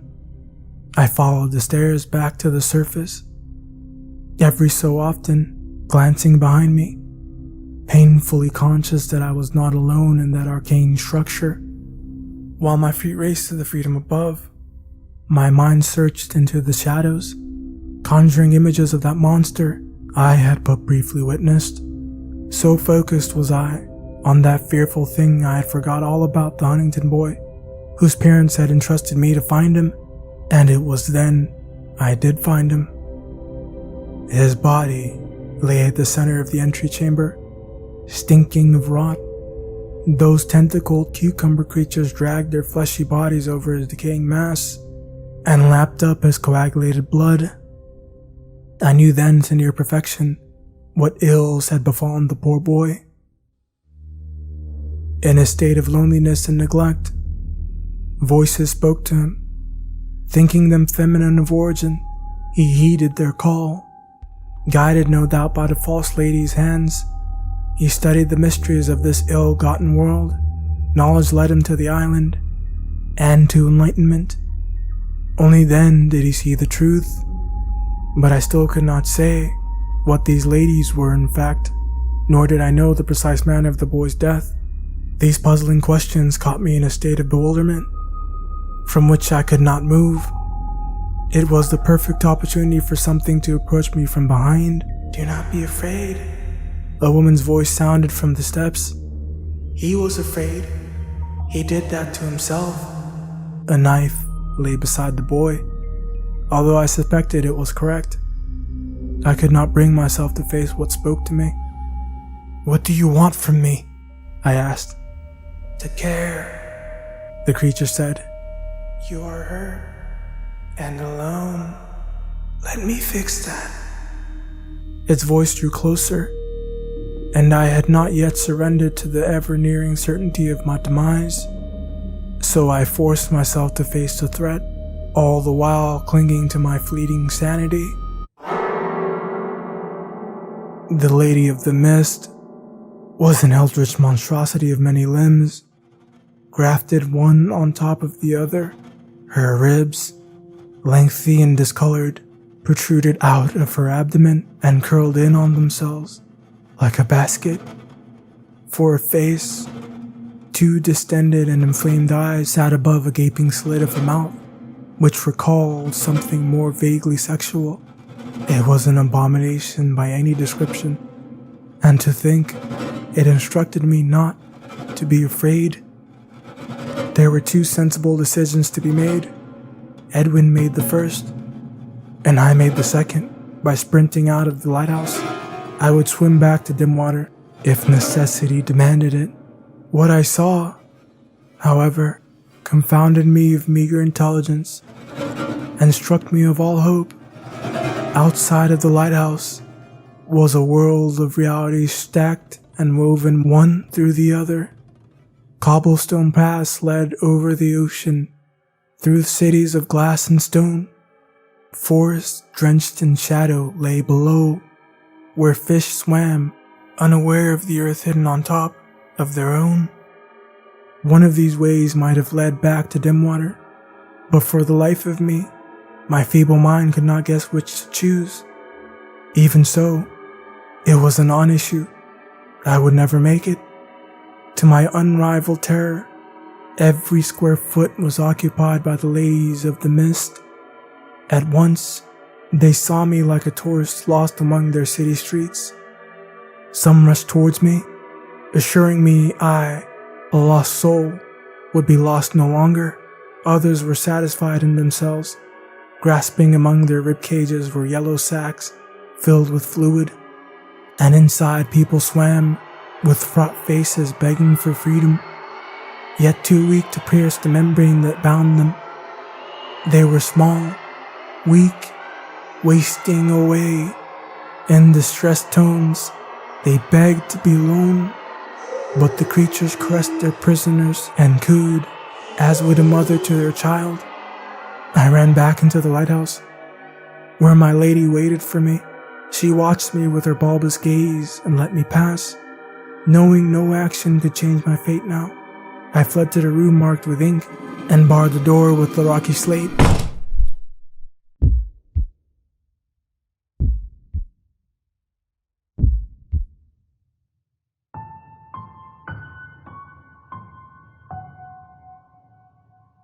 I pulled out the boy's journal and began writing this account. She is outside now, waiting patiently for me to come to terms with the truth. To be clear, this is my method to cope, not a warning, for if you are reading this, you are already far too gone to help. The ladies are everywhere. They have always been there, in every city and town, in every empty expanse of sea and salt. Now that I have gained this knowledge, I cannot unsee them. The more I see, the more I learn, and the more I learn, the more I see. My brain is expanding and slipping out of grip. I feel it pressing against the inner confines of my skull, fracturing it and bubbling forth like steam between the cracks. She comforts me. Together, we will not know neglect or isolation. Never again will I suffer the silence of lifeless rooms and the hurt of departed relations. My horror is a phase to pass, but she cannot see the truth, that something has already taken the place of fear. She cannot understand the comfort of quiet and self-company, of which I will never know again.